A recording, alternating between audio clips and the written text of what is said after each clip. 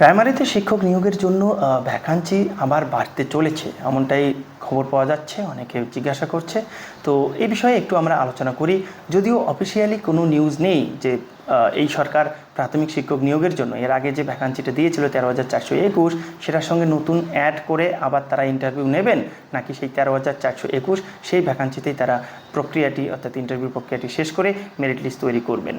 তো এই বিষয়ে দেখুন, যে যাই বলা হবে বা যেই যেটা বলুক না কেন যে ইউটিউবার, যে অবশ্যই বাড়তে চলেছে, কেউই জানে না এটার সঠিক খবর। আবার একইভাবে বাড়বেই না একদম, এটাও আমরা 100% বলতে পারি না।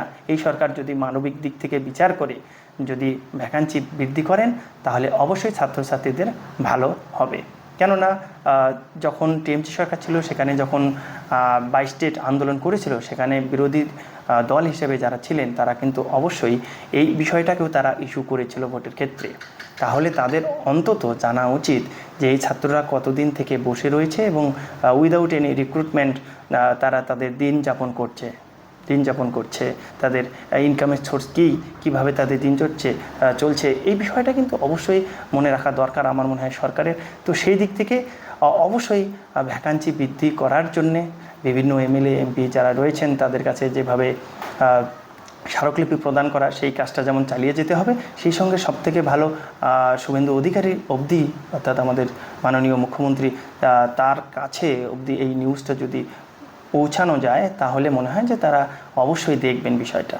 আর ইন্টারভিউ প্রক্রিয়া যেহেতু শুরু হচ্ছে না, এখনও অনেক প্রবলেম রয়েছে, শুধু উপরের দিক থেকে দেখলে হবে না। একটা নতুন সরকার তৈরি হয়েছে, পুরো ক্যাবিনেট তৈরি হচ্ছে বা হয়েছে বলবো, এখনও অনেক কিছুই বাকি রয়েছে বিভিন্ন এই যে অফিসগুলোতে। সেখানে কিন্তু সেক্রেটারি, সভাপতি যারা রয়েছেন তাদের পজিশন এখনও ঠিক নেই, অনেক অফিসেই নেই, এমনকি প্রাথমিকেও এখনও আমরা জানতে পারিনি। সেই জন্যেই একজন সেক্রেটারি বা সভাপতি ছাড়া তো ঠিকঠাক রিক্রুটমেন্ট করানো যেতে পারে না। এই জন্যেই আমাদের দেরি হচ্ছে। যারা সেটাও আমাকে জিজ্ঞাসা করছিলে যে কবে আবার ইন্টারভিউ নতুন শুরু হবে, তাদের ক্ষেত্রেও বলে দিলাম একটু সময় লাগবে।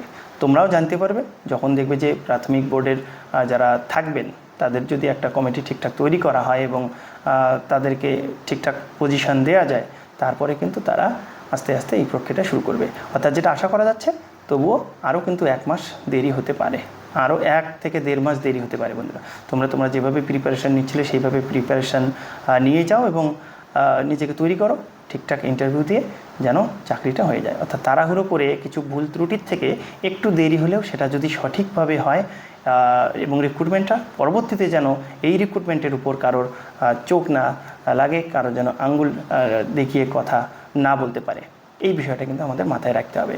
কেননা এখনও আমরা সেই 14 টেটের কিংবা তার পরবর্তী টেটে এই যে বিভিন্ন রিক্রুটমেন্ট দিয়ে কথা তুলি এবং সেটা নিয়ে বিভিন্ন কেস হয়। আমি চাইবো এই যে রিক্রুটমেন্টটা হবে, যারা চাকরি পাবে বা পাবেন তাদের যেন পরবর্তীতে আর কোনো সমস্যা না তৈরি হয়। সেই জন্য এই সরকারের কাছে অবশ্যই আমাদের যেটা অনুরোধ থাকবে যে দেরি হোক, কিন্তু রিক্রুটমেন্টটা একদমই স্বচ্ছভাবে তৈরি হোক, যেন পরবর্তীতে কারোর এই রিক্রুটমেন্টের দিকে নজর না পড়ে বা নজর দিলেও যেন কোনো ক্ষতি করতে না পারে। ভিডিওটি যারা দেখেছেন অবশ্যই ভালো লাগলে চ্যানেলটিকে সাবস্ক্রাইব করবে এবং পাশে থাকবে।